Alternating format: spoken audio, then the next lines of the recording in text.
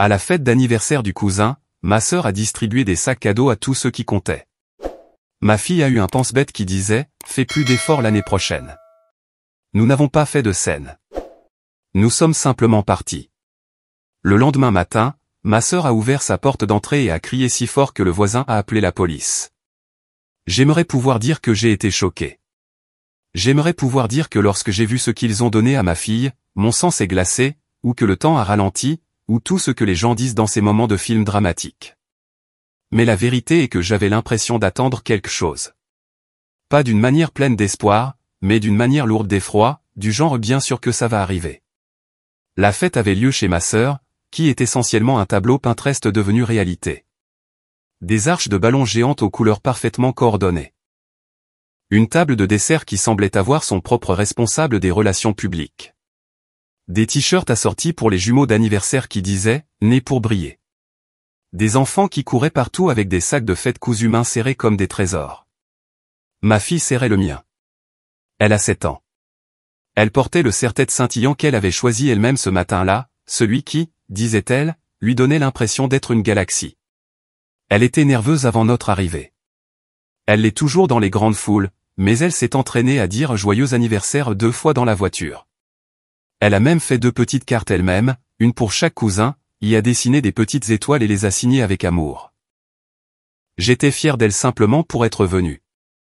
Mon mari et moi sommes restés près de la table de nourriture, échangeant des banalités polies avec des gens que nous connaissions à peine. J'ai essayé d'ignorer le fait que ma sœur nous a à peine remarqué, que ma mère m'a fait ce sourire cassant qui disait « Ne commence rien », que mon père a hoché la tête une fois et est retourné découper du jambon comme si cela nécessitait une concentration chirurgicale. Puis ils ont distribué les sacs cadeaux.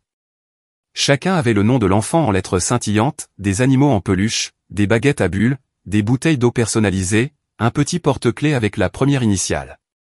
Un par un, les enfants ont rayonné et les ont déchirés comme si c'était le matin de Noël. Puis ils en ont donné un à ma fille, un sac en papier blanc ordinaire.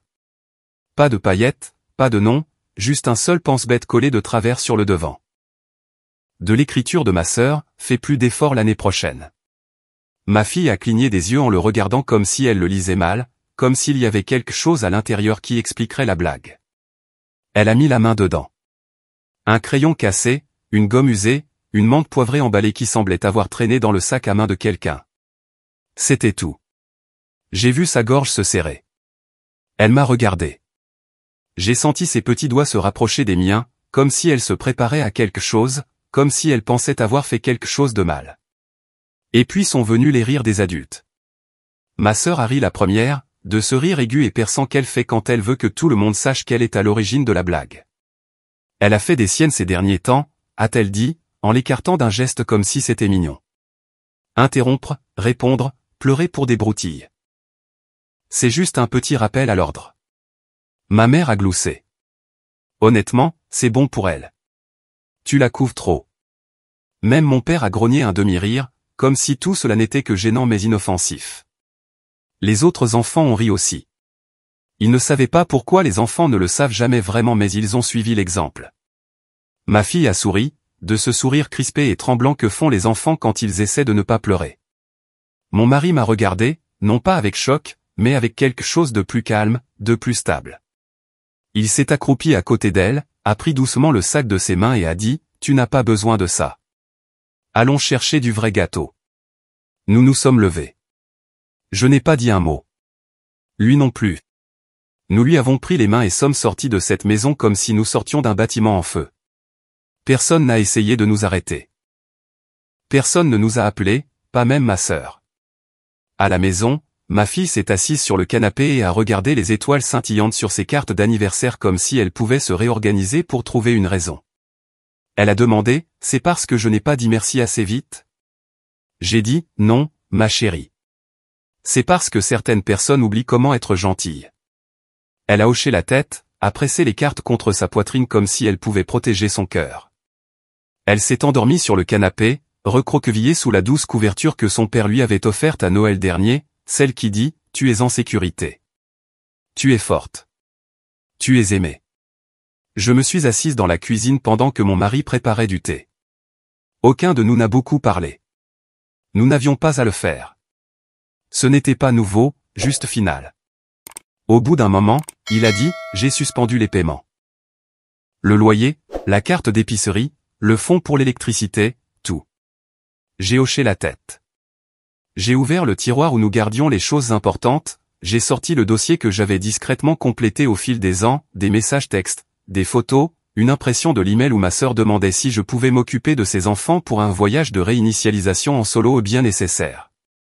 Les reçus Venmo, celui où j'ai couvert l'impôt foncier de nos parents et où ils ont dit, nous te rembourserons après la croisière. Le dossier était épais. J'ai ajouté une dernière chose, le pense-bête. Fais plus d'efforts l'année prochaine. Je l'ai glissé dans une pochette transparente, tout en haut. Mon mari m'a regardé, n'a pas dit un mot, mais quand je l'ai regardé, il a hoché la tête. Pas comme quelqu'un qui donne la permission, mais comme quelqu'un qui dit, enfin. Demain matin, je déposerai quelque chose. Discrètement, sans message, sans confrontation, juste la vérité. Il voulait donner une leçon à ma fille. Bien. Ils étaient sur le point d'en apprendre une aussi. Ça n'a pas commencé avec ma fille. C'est la partie qui fait vraiment mal. Ça n'aurait jamais dû l'atteindre. Elle aurait dû être en sécurité, protégée, aimée par toute sa famille, pas seulement celle dans laquelle elle est née. Mais ça a commencé bien avant elle. Ça a commencé avec moi. Grandir dans ma maison signifiait apprendre à jouer un rôle, à se transformer en n'importe quelle version d'un enfant qui recevait le moins de critiques ce jour-là. Cela signifiait lire la pièce avant même d'apprendre à lire un livre. Cela signifiait que le silence était plus sûr que l'honnêteté, et que faire semblant d'être heureux était plus facile que d'expliquer pourquoi on ne l'était pas. Emma a toujours été la préférée. Cela n'a jamais été dit à voix haute, pas directement, mais ce n'était pas nécessaire. C'était dans le ton de la voix que mes parents utilisaient quand ils lui parlaient, dans la façon dont ils s'illuminaient à ses histoires, même quand elles étaient ennuyeuses, dans la façon dont mes accomplissements étaient reconnus par un c'est bien et distrait, tandis que les moindres victoires d'Emma étaient accueillies par des célébrations, des gâteaux et 50 textos de groupes familiaux. Je me souviens qu'une fois en 3e année, je suis rentré à la maison en tenant un certificat de présence parfaite. J'avais lutté contre des rhumes et des maux d'estomac juste pour obtenir ce papier. Je l'ai remis à ma mère avec fierté, et elle y a à peine jeté un coup d'œil avant de dire « Emma a été élue élève du mois. » Tu sais, c'est beaucoup plus important. Quand j'ai ramené un B+ en mathématiques, une matière avec laquelle j'avais lutté pendant des mois, mon père a dit « Ta sœur n'a jamais ramené moins qu'un A. » Quand j'ai eu le rôle principal dans la pièce de l'école, ils ne sont pas venus. Emma avait un match de volley-ball, un match d'entraînement, même pas un tournoi, mais c'était important pour elle, alors, ont-ils dit, ils essaieraient de venir au prochain. Ils ne l'ont jamais fait. Les anniversaires étaient les pires. Mes fêtes étaient toujours des célébrations communes avec Emma, même si nos anniversaires avaient presque 2 mois d'écart. Mon nom était une réflexion après coup sur le gâteau. Une année, ils nous ont offert un seul cadeau à partager. C'était une paire de patins à roulettes, à la taille d'Emma. J'étais toujours trop ou pas assez, trop calme, trop dramatique, trop timide, trop opiniâtre. Je pleurais trop facilement. Je posais trop de questions, je répondais, je boudais. Je ne souriais pas assez. Je ne souriais pas de la bonne façon. Il n'y avait pas d'échymose, pas de cris, juste un bourdonnement constant et faible de ne pas être à la hauteur, puis on me disait que j'étais sensible de le remarquer. Quand j'avais 15 ans, je suis rentré à la maison en pleurant après qu'un professeur m'ait accusé d'avoir triché à un examen. Je ne l'avais pas fait. J'étais dévasté. La réponse de ma mère a été « Eh bien, tu es très réservé. Peut-être que tu as l'air suspecte. La prochaine fois, essaie de sourire davantage et d'agir normalement. » À 17 ans, j'ai finalement eu le courage de dire à mes parents que je pensais être déprimé. Ma mère a levé les yeux au ciel et a dit « C'est la nouvelle tendance, n'est-ce pas ? Tout le monde pense qu'il est déprimé. Tu t'ennuies. Trouve un passe-temps. » Emma m'a dit que j'étais dramatique, puis elle a emprunté mon chargeur de téléphone et ne me l'a jamais rendu. Au moment où je suis parti pour l'université, j'étais engourdi. Je ne m'attendais pas à ce qu'ils viennent le jour de l'emménagement, et ils ne m'ont pas déçu. Ils m'ont envoyé une carte une semaine en retard avec 25 $ et un pense-bête qui disait « Ne gâche pas tout ». Je n'ai pas gâché tout. J'ai terminé mes études, j'ai trouvé une thérapie, j'ai appris à nommer les choses, la négligence émotionnelle, le bouc émissaire, le contrôle passif-agressif. J'ai appris à le désapprendre. Quand j'ai rencontré mon mari, j'avais toujours peur d'être trop. Je me suis excusé d'avoir pleuré pendant un film. Il m'a juste tendu un mouchoir et a dit, cette partie a frappé fort, hein. Comme si c'était la chose la plus normale du monde.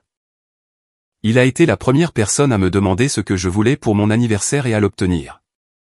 Non pas parce qu'il a deviné, mais parce qu'il a écouté. Quand je lui ai parlé de ma famille, j'ai minimisé les choses, j'ai fait en sorte que ça paraisse excentrique. Il n'a pas insisté. Mais la première fois qu'il les a rencontrés, il m'a serré la main sous la table. Après le dîner, il a dit, tu n'exagérais pas, je les ai laissés revenir quand nous avons une autre fille. Je voulais qu'elle ait une grande famille, des cousins, des vacances, des grands-parents qui la choyaient. Je voulais qu'elle ait ce que je n'avais pas eu. Ça a commencé lentement. Ma sœur commentant les vêtements de ma fille, elle s'habille un peu bizarrement, non? Ma mère insistant pour que ma fille embrasse tout le monde, même quand elle ne le voulait pas, ne sois pas impolie, ma chérie. Fais un vrai câlin à l'oncle Bill. Mon père faisant des blagues sur le fait qu'elle était douce quand elle pleurait à cause des bruits forts, mieux vaut s'endurcir si elle veut s'en sortir dans cette famille. J'ai essayé d'expliquer. Je leur ai dit qu'elle avait des difficultés de traitement sensoriel, qu'elle avait besoin de soutien, pas de honte, qu'elle faisait de son mieux. Ils ont levé les yeux au ciel. Tu exagères. Elle va bien. Emma m'a appelé une mère chasse-neige, a dit que j'élevais un futur paillasson. Et quand j'ai fixé des limites, je suis devenu le problème, la difficile, la dramatique. Chaque fois que je défendais ma fille, cela se heurtait aux mêmes tactiques qu'ils utilisaient sur moi, minimisation, moquerie, silence froid. Parfois, ils me plaignaient même, ce qui était pire. Elle veut juste se sentir importante, a chuchoté ma mère une fois à Emma, sans se rendre compte que j'étais à portée de voix. Laisse-la avoir ça. Comme si défendre mon enfant était une phase, une crise de colère. Et j'ai laissé tomber. J'ai laissé tomber plus de fois que je ne peux compter parce que je continuais à espérer que ça s'améliorerait, qu'il finirait par comprendre, que peut-être cette fois il la verrait vraiment. Mais ils ne l'ont pas fait. Ils se sont vus, leur besoin de se sentir supérieur, leur désir de maintenir la hiérarchie qui les mettait à l'aise. Ma fille n'était que la suivante sur la liste pour le même traitement qu'ils m'avaient réservé. Sauf que maintenant, je savais ce que c'était. Et maintenant, j'avais le choix. Je pouvais continuer à leur donner des chances, continuer à les laisser la briser petit à petit comme ils m'avaient brisé, ou je pouvais arrêter le cycle. Je l'ai choisi. Je me suis choisi. Et demain, ils comprendront ce que cela signifie. Nous n'avons pas beaucoup dormi cette nuit-là. Ma fille a fini par s'endormir, ses doigts toujours enroulés autour de la carte d'anniversaire qu'elle avait faite pour ses cousins. Je suis resté sur le canapé, à regarder le curseur clignoter sur mon écran comme s'il me mettait au défi de finir ce que j'avais commencé. À 4h07, j'ai envoyé un email au propriétaire, celui qui gère le duplex où vit ma sœur. J'ai expliqué que je ne paierais plus le supplément mensuel que nous avions convenu. Cet arrangement était officieux, mais le propriétaire connaissait mon nom, savait que le loyer venait toujours de notre compte. Il a répondu dans les 20 minutes, compris. Je l'informerai du solde mis à jour aujourd'hui. À 4h49, mon mari a rédigé la lettre à la société de prêt pour la voiture. C'était notre nom sur les documents, notre crédit en jeu, notre argent qui avait servi à la compte. Emma avait fait défaut 2 fois avant que nous n'intervenions. Cette fois, nous ne sommes pas intervenus. Nous nous sommes retirés. À 6h02, nous avons tout imprimé, SMS, email, capture d'écran de messages de groupe où ma fille était qualifiée de difficile, où Emma écrivait, elle va être comme sa mère, hypersensible et épuisante. Il y avait même un mémo vocal, un extrait de Noël il y a 2 ans où ma mère, ne réalisant pas que mon mari enregistrait un moment familial pour la postérité, s'est penchée vers Emma et a dit, ne te donne pas la peine de lui acheter quelque chose de bien. Elle n'apprécie jamais de toute façon. Il parlait de moi. À cette heure, tout était dans le dossier, étiqueté, annoté, relié par un ruban cramoisi que j'ai trouvé dans le tiroir à bric-à-brac, un ruban de l'un des anniversaires des enfants d'Emma. Je n'avais pas prévu cette partie. C'était juste bien. À 7h30, nous sommes allés en voiture chez ma sœur. Pas de mots, juste l'enveloppe. Mon mari l'a déposée doucement sur le paillasson. Nous avons sonné et sommes partis. Nous étions à mi-chemin de la rue quand nous l'avons entendu, le cri, sans retenue, un son qui est sorti d'elle comme s'il vivait dans sa gorge depuis des années. Je ne me suis pas retourné. Mon mari a serré plus fort le volant et, un instant, il a souri. Plus tard, j'ai appris que le voisin était sorti en robe de chambre, supposant que quelqu'un avait été blessé. Il a appelé la police quand il a vu Emma sur la pelouse, le visage rouge et frénétique, serrant le dossier comme s'il était radioactif. Quand les policiers sont arrivés, elle a essayé de leur dire que c'était du harcèlement, que sa sœur folle essayait de détruire sa vie. Ils ont feuilleté le dossier. Puis ils lui ont calmement dit que c'était une affaire civile, rien d'illégal, rien qui ne vaille la peine d'être escaladé. C'est la vérité. À midi, mon téléphone avait explosé, 38 messages de ma sœur. Les premiers étaient des diatribes en majuscules, « Qu'est-ce qui ne va pas chez toi? Tu trouves ça drôle ?» Puis est venue la culpabilité, « Nous sommes une famille. Tu ne peux pas nous faire ça. » Puis les supplications, « S'il te plaît, tu ne peux pas simplement arrêter de payer comme ça à cause d'une blague. » Puis les menaces, « Si tu ne retires pas ça, tu le regretteras. » Ma mère a appelé 4 fois, a laissé un message vocal à la 3e, « Tu es allé trop loin. Cette famille a toujours eu des problèmes, mais tu viens d'allumer une allumette. Qu'est-ce que tu veux de nous ?» Elle avait l'air plus en colère que désolée. Je n'ai pas répondu. Au lieu de cela, j'ai envoyé la version numérique du dossier à nos parents éloignés, mes tantes, mes oncles, mes cousins sans commentaire, juste un simple objet, au cas où vous vous seriez déjà demandé pourquoi nous avons arrêté de venir. À la fin de la journée, j'avais 20 réponses. La moitié d'entre elles était une version de « Je n'en avais aucune idée ». Un cousin a envoyé une seule ligne « Bien joué ». Les vraies retombées ont commencé 2 semaines plus tard. Le propriétaire a donné suite. Emma avait 30 jours pour payer le montant total ou faire face à une expulsion. La société de prêt a signalé la voiture. Ces retards de paiement ont déclenché un examen, et elle a reçu un avertissement. Mon mari a souri en voyant la notification. Mes parents ont appelé mon mari. Pas moi. Mon mari. Elle ne nous écoutera pas, a dit ma mère. Mais peut-être qu'elle t'écoutera. Dis-lui que nous sommes désolés. Dis-lui qu'elle n'est pas obligée de faire ça. Il lui a dit la vérité, elle ne vous fait pas ça. Vous vous l'êtes fait à vous-même. Ils se sont présentés chez nous le lendemain matin. Ma fille les a vus par la fenêtre. Son visage est devenu pâle.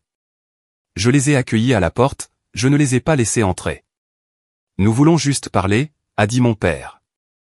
Ça devient incontrôlable. Non, ai-je dit. Ça s'appelle des conséquences. Ma mère a essayé de pleurer. Il n'y avait pas de larmes. Je n'ai pas bougé. Ils ont laissé une carte dans la boîte aux lettres, une de ces cartes de sympathie générique. À l'intérieur, il était écrit « Notre famille nous manque ». Je l'ai renvoyé avec un pense-bête, à moi aussi. Et puis je suis rentré à l'intérieur, où ma fille lisait sur le canapé, ses jambes repliées sous une couverture, son visage paisible. Elle a levé les yeux et a demandé « Était-il en colère ?» J'ai secoué la tête. Ils étaient bruyants. Ce n'est pas la même chose. Elle a hoché la tête. Ce soir-là, mon mari nous a emmenés manger une glace. Nous n'avons pas célébré. Nous avons juste respiré. Mais dans cette respiration silencieuse, il y avait quelque chose de nouveau. La paix. Et c'était bruyant comme l'enfer. Pendant environ une semaine, il y a eu le silence, ou plutôt, une rage silencieuse qui couvait juste sous la surface. Ma sœur était devenue nucléaire, bien sûr, mais après le cri initial, la rafale de SMS et les tentatives infructueuses de culpabilisation, les choses se sont assombries. Pendant un instant, j'ai pensé que c'était peut-être ça. Peut-être qu'enfin, ils avaient compris le message. Ils ne l'avaient pas compris. 10 jours après le dépôt du dossier sur le pas de la porte, ma fille est rentrée de l'école avec un mot dans son sac à dos d'Emma. C'était sur du papier à lettres pastel avec des petits cœurs sur les bords, comme si c'était destiné à un enfant. À l'intérieur, le message était court, « Si jamais tu te sens triste ou confuse, souviens-toi que tante Emma t'aime. Tu peux m'appeler n'importe quand, même si ta mère dit non. » Ma fille m'a regardé, confuse. Ai-je fait quelque chose de mal? J'ai senti la fureur monter dans ma gorge avant de pouvoir l'arrêter. Il ne s'agissait plus seulement de limites. C'était de la manipulation, ciblée, délibérée et basse. J'ai appelé l'école immédiatement. Il s'est avéré que ma sœur avait utilisé le nom d'une de ses amies pour avoir accès à déposer quelque chose pour une nièce. Pas de contrôle d'identité, pas de surveillance, juste un sourire mielleux et un nom. Cet après-midi-là, j'ai déposé une ordonnance de non-communication officielle auprès de l'école, du district et de la police. J'ai envoyé une mise en demeure à ma sœur et à mes parents. Mon avocat a envoyé un suivi. 2 jours plus tard, un faux compte a commencé à me taguer sur les réseaux sociaux, me qualifiant d'ingrate, publiant des photos d'enfance floues avec des légendes comme « Certaines personnes oublient qui les a élevés ». Un autre message anonyme disait « N'oublie pas, les enfants grandissent. Un jour, elle saura ce que tu as fait ».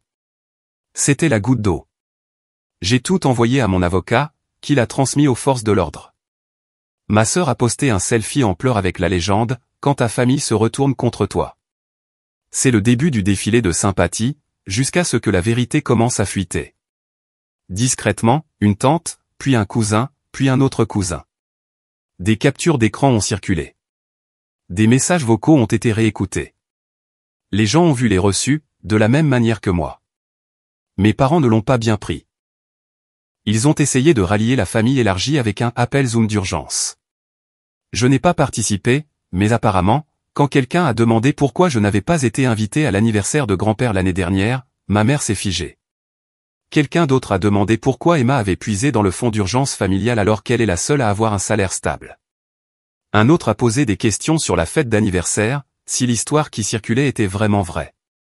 C'était le cas. À la fin de l'appel, 4 personnes avaient discrètement quitté la réunion. Mes parents ont cessé de publier des photos d'événements familiaux. Ma sœur a supprimé son compte. Puis est venue la lettre, une chose désespérée et décousue de ma mère, écrite à l'encre bleue sur du papier à en-tête, la famille est compliquée. Nous avons fait des erreurs. Mais au bout du compte, nous sommes tout ce que nous avons. Ne punis pas tout le monde pour toujours pour un malentendu. Ta fille regrettera cette distance. Toi aussi. Je n'ai pas répondu. Au lieu de cela, j'ai encadré la lettre, je l'ai accrochée à côté du pense-bête qui a tout déclenché, fais plus d'efforts l'année prochaine. Puis j'ai aidé ma fille à accrocher des guirlandes lumineuses autour de son nouveau lit. Elle a choisi les douces, celles qui changeaient de couleur lentement, comme une respiration. Sa respiration avait changé aussi. Plus facile maintenant, plus douce, pas crispée et sur ses gardes comme avant. Elle s'est fait de nouvelles amies, 2 filles de la classe d'art, des âmes douces, curieuses et gentilles qui ne riaient pas quand elle avait besoin de se couvrir les oreilles ou de faire des pauses. Elle a commencé à dormir toute la nuit. Un matin, elle m'a dit, mon cœur n'a plus l'impression de bourdonner. Je l'ai serré si fort qu'elle a couiné. Et puis une dernière chose est arrivée. À la fin de l'année scolaire, sa classe a organisé une journée familiale. Les élèves pouvaient inviter un adulte à s'asseoir avec eux, à manger des biscuits et à voir leurs projets artistiques. Elle m'a choisi, bien sûr. Son projet était une peinture, abstraite, tout en galaxies tourbillonnantes et en comètes roses douces. Dans le coin, elle avait écrit à la peinture noire, « La sécurité vaut mieux que la grandeur ». Sur le chemin du retour, je lui ai demandé si elle voulait s'arrêter pour une glace. Elle a dit oui, puis a fait une pause. « Maman ? » ? « Oui, mon bébé ? » ? « Tu as fait ce qu'il fallait. Même s'il te traite de méchante, même s'il ne nous parle plus jamais, tu as fait ce qu'il fallait. » J'ai cligné des yeux avec force contre la boule que j'avais dans la gorge. « Merci, ma chérie. Ça signifie tout pour moi. » Elle s'est adossée à son siège, en souriant. Plus tard dans la nuit, j'ai vérifié mes emails une dernière fois avant de me coucher. Il y avait un nouveau message d'Emma. Pas d'objet, pas de salutation, juste 6 mots, « Es-tu heureuse maintenant ? » Tu as gagné. Je n'ai pas répondu. Je n'en avais pas besoin. Mais elle avait tort. Je n'ai pas gagné. Je suis parti. Et pour la première fois de ma vie, je n'ai pas regardé en arrière. Peut-être que je suis allé trop loin. Peut-être que je ne suis pas allé assez loin. Parfois, je me demande encore si j'aurais dû en dire plus à cette fête ou si partir en silence était la chose la plus bruyante que j'aurais pu faire. Je me demande ce dont ma fille se souviendra dans des années et ce qu'elle n'aura pas à désapprendre parce que je l'ai arrêtée à temps. Mais maintenant, je veux vous demander, si c'était votre enfant, auriez-vous fait la même chose ? Seriez-vous parti, vous seriez-vous battu plus fort, auriez-vous laissé tomber ? Dites-moi dans les commentaires ce que vous auriez fait. Ai-je fait ce qu'il fallait, ou ai-je franchi une ligne ?